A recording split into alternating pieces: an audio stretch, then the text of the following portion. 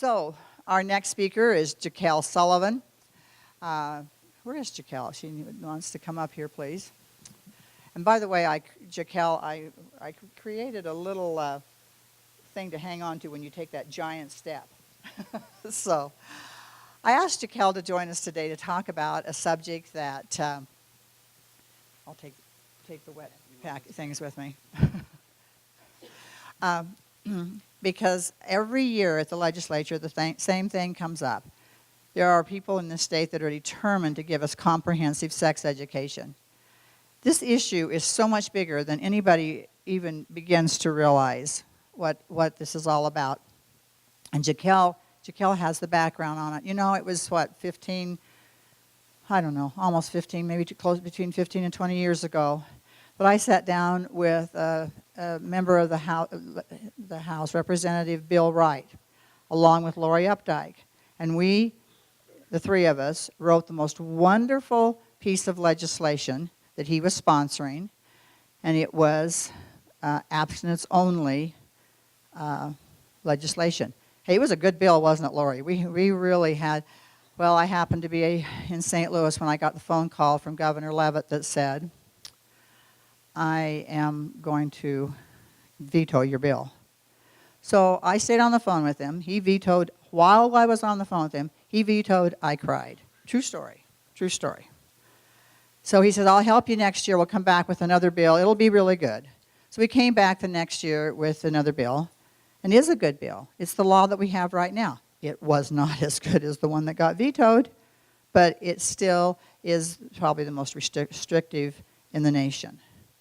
That's what we have, and we were grateful to get something because every year they try to get something worse. They continually, from the day one, try to get rid of Utah's legislation. So, Jakell, share with them why we don't want that to happen. Yeah, I want to thank Gail for giving me the opportunity to be here and present on this topic. I'm not sure how many of you are aware that online curriculum and assessments are being used to wage a worldwide cultural war against families. Many parents are fighting valiantly, as Gail said, to stop comprehensive sexuality education, a dangerous, often pornographic, sexual rights curriculum that normalizes homosexuality and gender confusion and is being taught to children as young as 3 under the guise of health. What I hope to show you is that this curriculum was designed from its inception to kick down the health class door and infuse its way into all subjects through teacher training and online learning. Family Watch International has said that the ultimate goal of comprehensive sexuality education is to change the sexual and gender norms of society, which is why comprehensive sex ed could be accurately called abortion, promiscuity, and LGBT rights education. My purpose here today is not to go into a full overview of what comprehensive sexuality education is. For a full overview, write this website down. It's up there on the red bar, stopcsc.org. There's a wonderful video there from Family Watch International. But my purpose is to show you how comprehensive sexuality education is infiltrating our schools. Here are the 3 things I want you to take away from my presentation today. Comprehensive sexuality education is not just supposed to be taught in sex ed class. It's supposed to integrate into all subjects through technology. 2, online learning is the syringe that will deliver comprehensive sexuality education. And 3, schools, teachers, and parents are losing control over online curriculum. In a speech to educators about assessments in 2013, Common Core's architect, David Coleman, told us 2 crucial things. First, he worked with the National Education Association. At that time, the National Education Association had already helped Planned Parenthood create the comprehensive sexuality education standards aligned to Common Core. Then he told us that he worked with the American Federation of Teachers, also supporters of CSE. I'll call comprehensive sexuality education CSE. He worked with the American Federation of Teachers to insist that the Common Core standards would integrate in all curriculum subjects through online literacy standards. In Rwanda, the United Nations group known as UNESCO is training teachers and children to use technology to integrate CSE curriculum into most academic subjects. UNESCO is one of the originators of CSE and Common Core, and they say that they're helping teachers and leaders cross-cut CSE curriculum into several academic subjects. They are science, elementary technology, social studies, religious studies, biology and health, general studies, communication skills, history, and citizenship. UNESCO says they're helping youth in 5 African countries create online apps for peer-to-peer networking so that they can teach each other. They also say that CSE will be embedded into the education system through competency-based education. And this is very important to understand, and I'm going to talk about it. Both Google and Microsoft are UNESCO partners with deals to promote UNESCO's values through a world curriculum. The Trump administration recently rebuked UNESCO for its anti-Israel bias. Trump also helped states pull funding from Planned Parenthood. But there's another group that uses data to run the education agenda for both of these groups, and they are the Organization for Economic Cooperation and Development, or the OECD. The OECD is a world policy organization based in France that runs an assessment system you may have heard of. It's called PISA. They use data to support the UN's Sustainable Development Goals. These goals include inserting comprehensive sexuality education into curriculum worldwide. The OECD's assessment director for PISA, a German named Andreas Schleicher, worked with the Obama administration to reshape our K-12 online assessment systems so that assessments run in the background of online curriculum and are more about assessing behaviors than academics. Mr. Schleicher also works with legislators at the National Conference of State Legislators, which explains why Utah legislators often refer to PISA scores to justify education legislation. School systems around the world are being shifted into Common Core-aligned, competency-based education so that students will score well on OECD's PISA exams. But the OECD's definition of competency-based ed is far different than what most Utahns think about when they hear the term competency-based ed. In this brochure for PISA assessments called Global Competency for an Inclusive World, the OECD explains what worldwide competency-based curriculum and assessments must do. They say the skills, attitudes, and values that shape human behavior should be rethought to counter the discriminatory behaviors picked up at school and in the family. All young people should be able to challenge cultural and gender stereotypes, to reflect on the causes and solutions of racial, religious, and hate violence, and to help create tolerant, integrated societies. So children will be competent when they despise Christianity. This is a screenshot of a video from the OECD's worldwide PISA assessments. Children's scores on PISA are used all over the world to make us feel like we stink at educating our own children. We're falling behind on PISA in math and science. Our children won't be able to compete in a global economy. They won't have the right skills. We better do something. The something we're now all doing is putting into place the OECD's vision for competency-based ed because we never got rid of Common Core. In their video, the OECD says they are moving away from assessing academics and into assessing social and emotional skills. In your local schools and board meetings, you'll hear teachers saying that children need the right knowledge, skills, and dispositions. While your local school leaders may not realize it, words like grit and perseverance that you're hearing lately came straight from the OECD. The OECD says they will use data to support nations and states' evidence-based policies. Bill Gates gave the OECD an over $2 million grant in 2013 for a data revolution to support evidence-based policies. This is why data transparency bills in Congress right now, one sponsored by Speaker Paul Ryan and another by Senator Orrin Hatch, College Transparency Act, are very dangerous. The OECD gets almost 25% of its funding from the US and has historically operated as a global policy organization that gathers data to support the UN Sustainable Development Goals. What changed for them under the Obama administration is this. Bill Gates helped the Obama administration figure out how to use technology to bring the OECD's data gathering capabilities from the global level and the national level all the way down to the school and the student level. For the first time in history, America is using computer adaptive assessments in K-12. Much of this shift was funded during the Obama administration and a race to the top. Bill Gates and the Obama administration knew that with the help of technology, they could create a worldwide assessment ecosystem, coercing all the major assessment and curriculum providers to create a behavioral assessment system. Their plan has nothing to do with the 3 times per year assessments that parents can opt out of, but it is an online curriculum-based assessments that parents can, that children use every day. This way, all the data from the various technology groups can nudge children to learn the right behaviors and nudge schools into the right policies.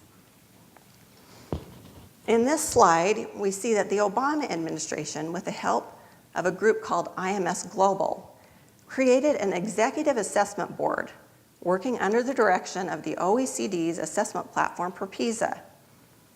All of these groups are now supporting UNESCO and the OECD's vision for competency-based ed.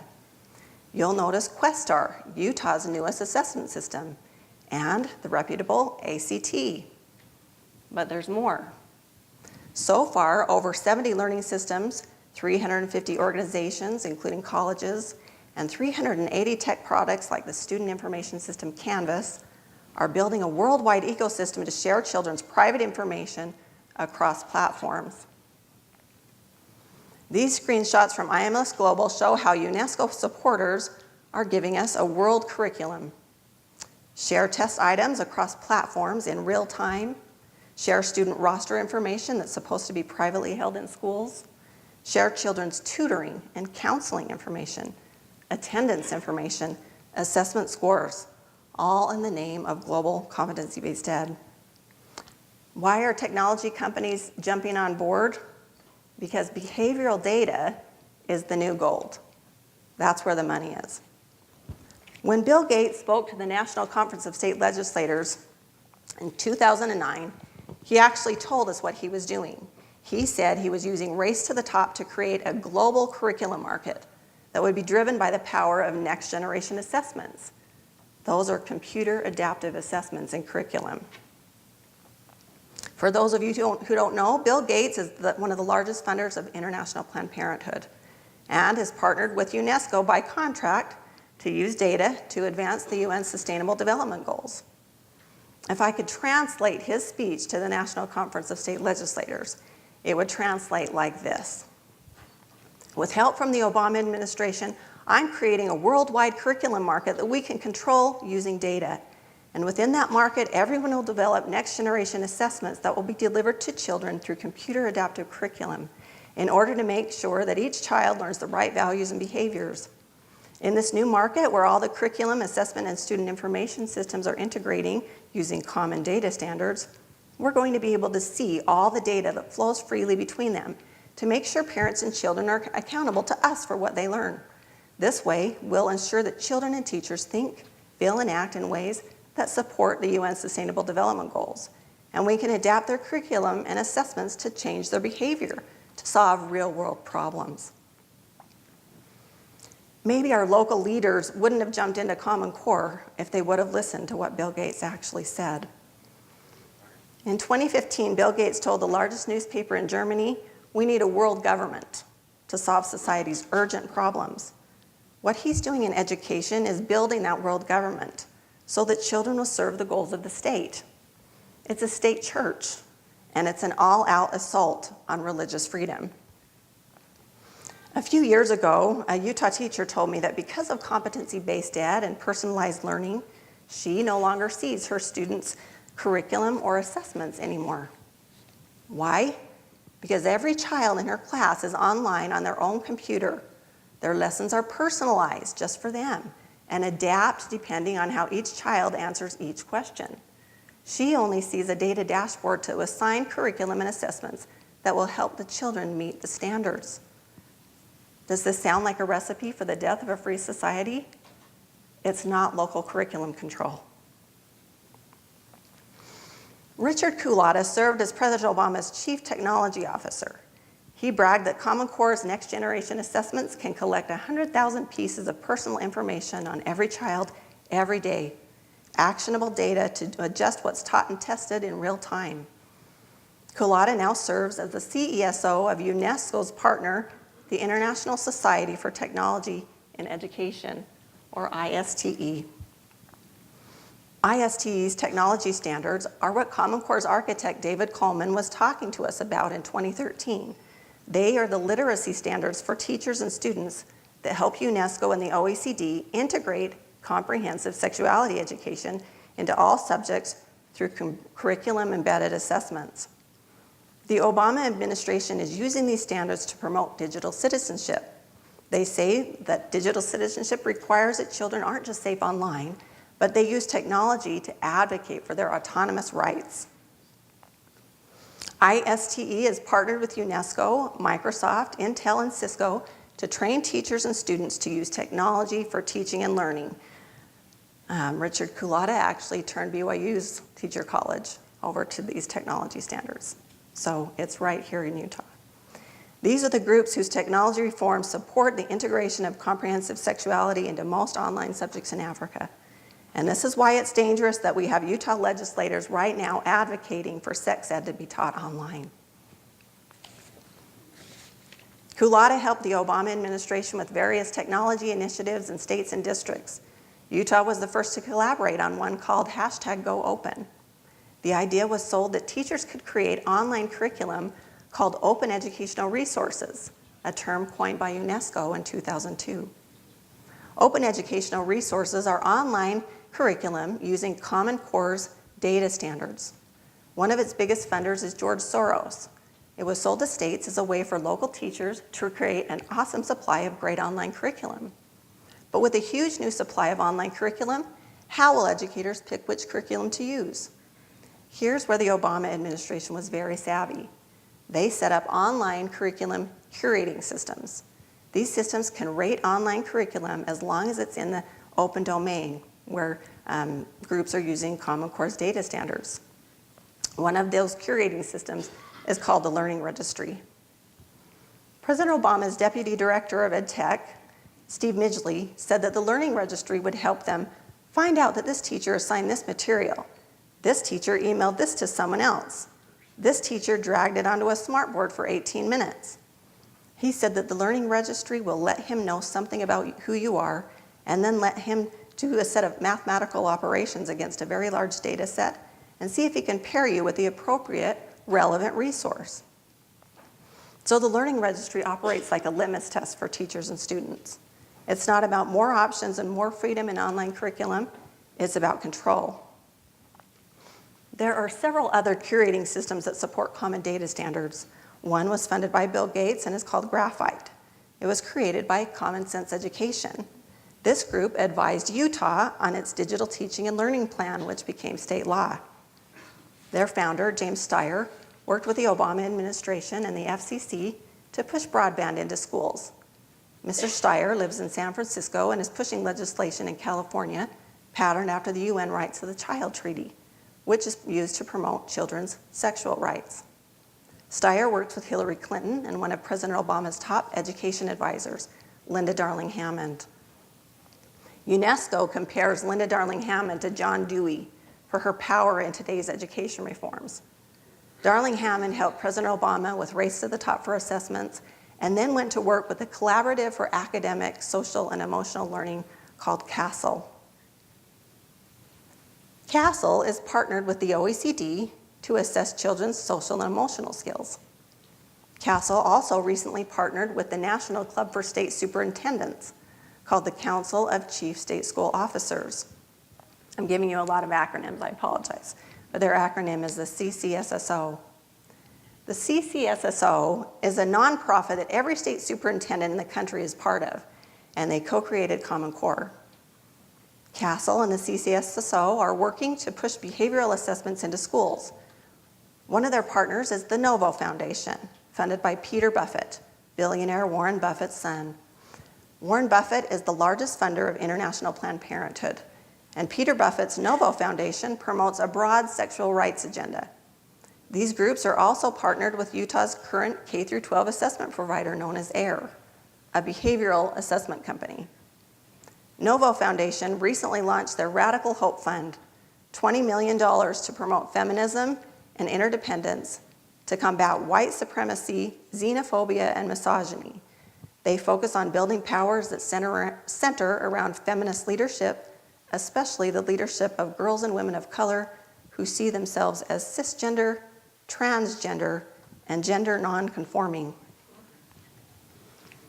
The National Nonprofit for State Superintendents, the CCSSO, holds a lot of power to push this agenda into schools. President Trump's Education Secretary, Betsy DeVos, spoke to the CCSSO, the State Superintendents Club, in May 2017 in Utah, and said that with the passage of President Obama's Every Student Succeeds Act, they would be in charge of states' and districts' reforms. And they are doing just that in Utah, where they've created a unique partnership. We've created a unique partnership with the State Superintendents Club ever since the passage of Obama's Every Student Succeeds Act. DeVos also spoke, I'll wrap it up as fast as I can, at the Arizona State Global Silicon Valley Summit in Utah last May. Global Silicon Valley Advisors is an investment firm that says they'll use Common Core to eliminate local school boards and profit off of student data through online learning. So while she may support traditional ideas of manhood and womanhood, she is not doing enough to stop the people who are making the most off of Common Core, the sexual rights promoters and the technology investors. So here's what we need to do. We have bills coming up in Utah again to support comprehensive sex ed. We've got Representative Bosson trying to push modules online. He has good intentions, but we can see where UNESCO's headed. We've lost control over online curriculum. So I would like to encourage those of you here today. I have a flyer over here on this side table, right behind the Burkett signs, right in front of the Burkett signs. If you will pass those around to anybody you think will be interested in this information, especially congressional leaders. I'd like to speak with LeVar Christensen after this and talk about how we can make this a religious freedom issue. Most importantly, as grandparents and parents, we need to revolt. We need to refuse technology in our schools until Common Core is eliminated. Thank you.